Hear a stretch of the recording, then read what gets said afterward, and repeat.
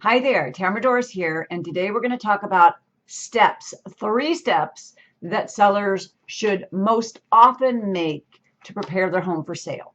Now, I will tell you over the last 30 years in real estate that I have had many sellers or soon-to-be sellers contact me and say, we don't know what to do. And it can go from one end of the spectrum. Do we need to put in a new kitchen? Should we get a new roof? Should we put in a pool? Like that end of the spectrum all the way to I'm not paying a penny to have anything done to this house.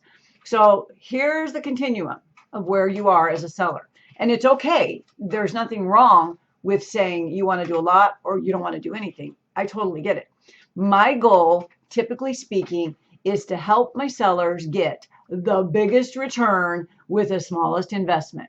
So if you either don't want to put any money into your house or very little, or you just maybe can't perhaps, I'm on that side.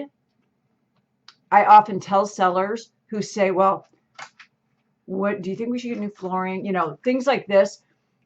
The ROI, return on investment, typically speaking, isn't going to be as huge as a lot of sellers anticipate. Now, I'm going to back that up with the idea that if you are thinking of flipping a home, like you buy a home that's outdated or, you know, just like average-ish, and then you want to flip it. So you do want to put in the new kitchen, the new bathroom, the new flooring. That's a whole different animal. It's a whole different story. And I won't go into the details of that in this video, but I will say that you can only upgrade a home in a way that is congruent with the neighborhood value. Does that make sense? So like you could look at let's just say my street. You could look at the street and run comps, and the most expensive house, which would probably be mine because it's the biggest on the street, would be about as high as it can go. So if another house, say you take a house that is not as upgraded, for example, and that person, someone wants to buy it and flip it, they can't go too much above in value what this home is. Does that make sense? And I don't mean to sound like, oh, I have a great house. I just mean we really have built on. We had 4 children to raise in this house, so we needed lots of room.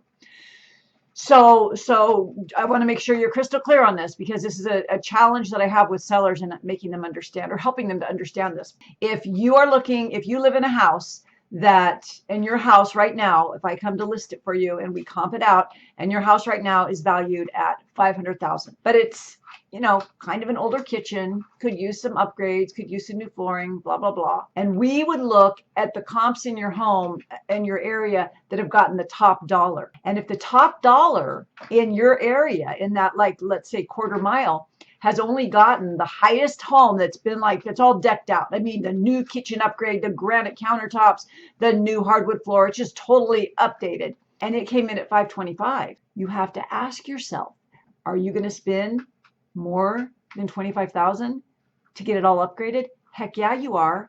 And then you're only going to sell it for that much. So do you see where this doesn't make sense? When you're selling your home, you only want to put money into it that you're going to get back, even if it's just a portion of it. But it would make no sense if we've comped out your area and said, okay, houses in this area don't really sell for over $525, and you're already at $500. There's other things that we can do to inch that up a little bit, but do you really want to go to the expense of $50,000 to put a new kitchen in when you're still probably only going to be able to sell it for $525? You know, and I teach my real estate students this for many years, and sellers as well, that even if you put 24-karat gold-plated hardware in every faucet in your house, you still can't outprice the neighborhood. And outpricing the neighborhood is something that you probably heard me say in another video, or you will.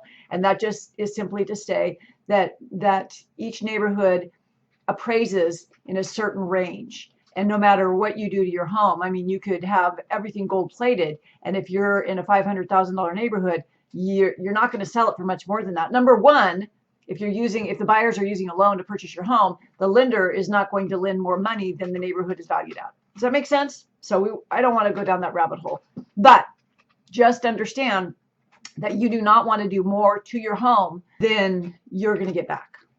So in this video, we're going to talk about the 3 things that I think most sellers can or should do. Not all the time, so only you know your home. But the very, very first one is free, and it's to declutter. Listen, think about this. A really cluttery home and a really cleaned out home. What do you think is going to be easier to sell? And what do you think is going to get the highest value? Listen, when a buyer walks in your home, the last thing they want to see is walls covered with pictures, trophies. You know how we've got the glass cabinets, and it's got trophies and pictures and things off wedding cakes, and it gets really dusty and cruddy. I mean, I think we've all been there once or twice. That stuff is your personal life. And what we want a buyer to think and experience when they walk into your home to review it, to see if they want to buy it, we want them to be able to envision themselves living there, sitting on that couch, watching that TV. But if they have reminders, family portraits, and all throughout the house, whatever your style is might not be everyone else's style. And that's usually fine. Buyers can usually work around that. But clutter is one of those things that is just really difficult to work around. So number 1 is declutter. And as far as decluttering goes, I always say have a donation pile, a sell pile, and a throwaway pile. And I gotta tell you, and I do this for myself, so I speak from my own personal experience, there's a lot more that needs to go in that throwaway pile than a lot of people want to admit. Like if you clean out your drawers, and I'm not saying you have to clean out your drawers to sell your home, but you're gonna move, so you might as well. You might as well clean out your drawers because you're gonna have to pack them up. And I guarantee you, your move is gonna be a lot less stressful if you have cleaned stuff out. So go ahead, but for our purposes here, we're talking about what the buyer's going to see. You clean out your drawers after we have a good solid offer on your home. So living room, kitchen, all the stuff, all the countertops, we tend to just be clutter bugs. At least I am. And all this stuff and boxes and books, and clean everything on the surface off. Clean it off.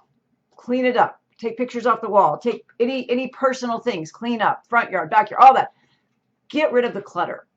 On Facebook, there are groups in almost every town, and I don't know what it's called. Is it Don't Pay For It or For Free? It's something like that, where you can just donate stuff.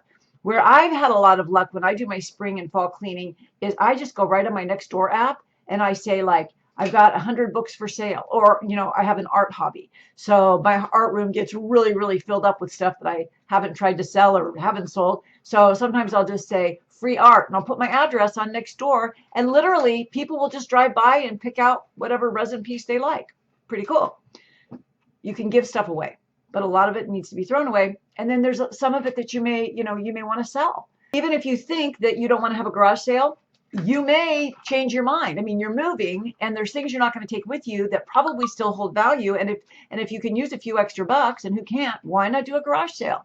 One of the things that I have specialized in for the last 15 years or so in my own real estate practice is helping people in probate and estate sales. So I've done my fair share, because part of my listing service, if that's what the seller would like, is I will help do the donations. I will help hold the yard sale, the estate sale, the whatever you want to call it. It's an estate sale, but sometimes we do it in the garage, and with the donations. So I'm pretty experienced in the whole garage sale thing, and I know it can be overwhelming to people, but employ people to help you, or ask family and friends. People will help, or get your whole neighborhood together and have a neighborhood sale. You can walk away with like $1,000 for stuff that you don't even use. So think about that. That's the declutter. That's number 1. We want to be decluttered. Now, number two is to consider, do we want to paint? I'm going to talk interior.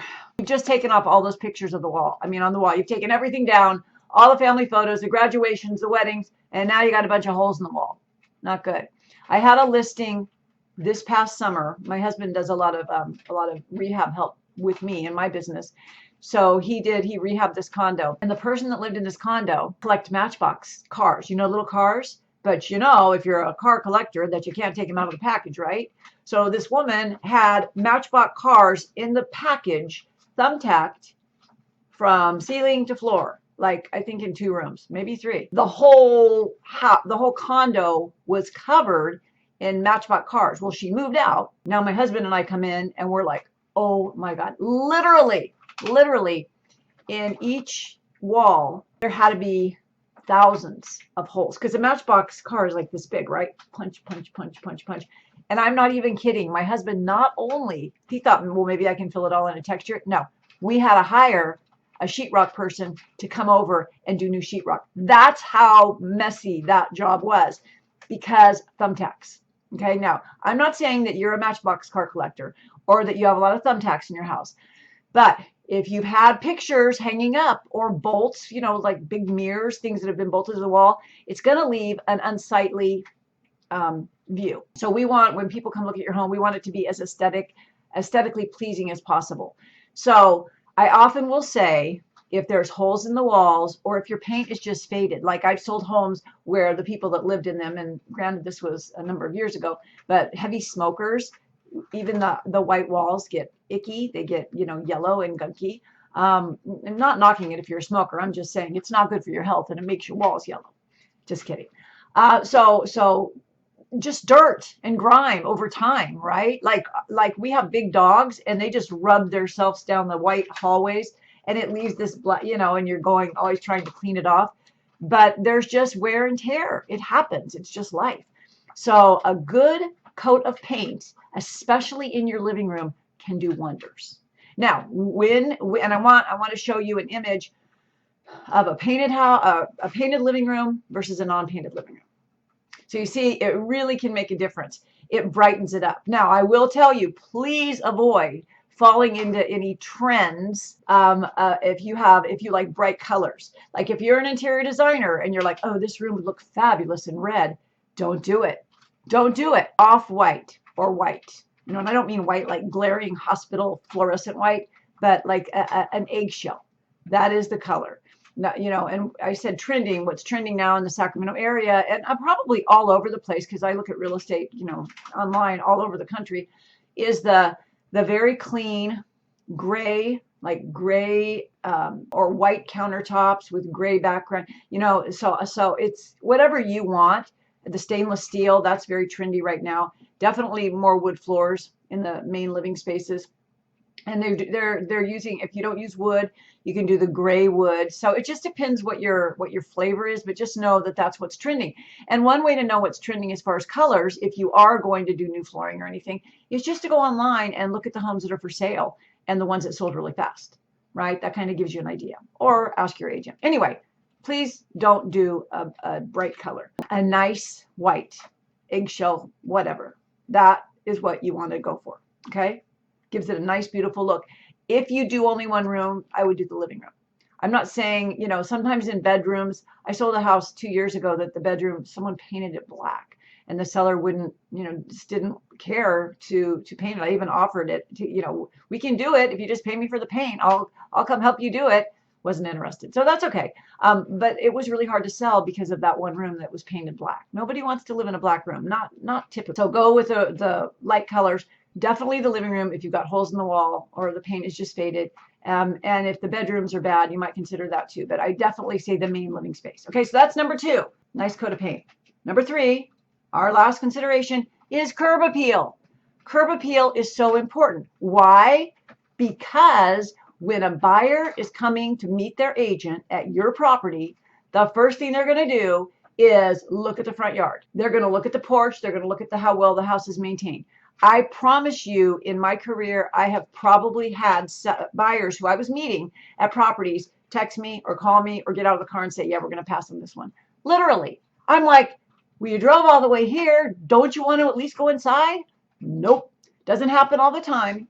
A lot of times they're like, yeah, we'll just take a look. But just already they have that, not going to like this. And that's important because the psychology of sales dictate that we want to do everything in our power to make your home as aesthetically pleasing and positive for the buyers as possible. You do not have to like build Rome when you're doing your curb appeal. You know, consider a house that is just really shabby, you know, like, and I don't mean shabby like a shack, but I mean like the grass is overgrown and there's 26 planters that the plants died in, so they're stacked up on the porch. The screen door is hanging. you know, the welcome mat has had seen its better day like a decade ago.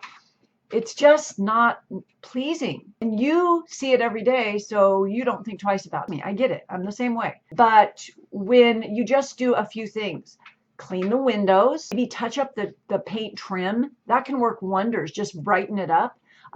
If you need a new screen door, do that. A new welcome mat. Get rid of the junk. We already talked about decluttering. Well, hopefully you got rid of all the old planters and the things that are just, you know, not working, just junk in your yard and on your porch. Porches are notorious for having a lot of stuff collected because people just want to set it outside their front door, and then it adds up, right? Another thing is go to Home Depot and get some planters and just do some fresh plants, some fresh flowers like marigolds, and just put them on either side of the front door. Little things like that. It sounds small, but it really, really makes a big difference to the buyer, to make the buyer from, let's just keep going, not look at this house, to, oh, let's stop and see. Okay? I know you can't affect what your neighbors do in their yards, but the buyer is going to be focused on your house. Unless there's something really crazy going on, like 25 cars parked in the front yard of the house next door. But typically speaking, their focus is on your house. So we want that to be a pleasing and inviting scenario. Okay? So those are your 3 things for you to spend as little money as possible. The 3 things that I really, really encourage you to consider if you need to do: declutter, a new fresh coat of paint where needed, and have the curb appeal as pretty as possible. I hope that helps. Please subscribe to my channel for more, ideas, information, education on buying and selling a home in the Sacramento and beyond area. And hook me up. If you want me to hook you up with a Zoom call, just click the link below and we will put something on the calendar. I would love to help you with your real estate needs in Sacramento. Have a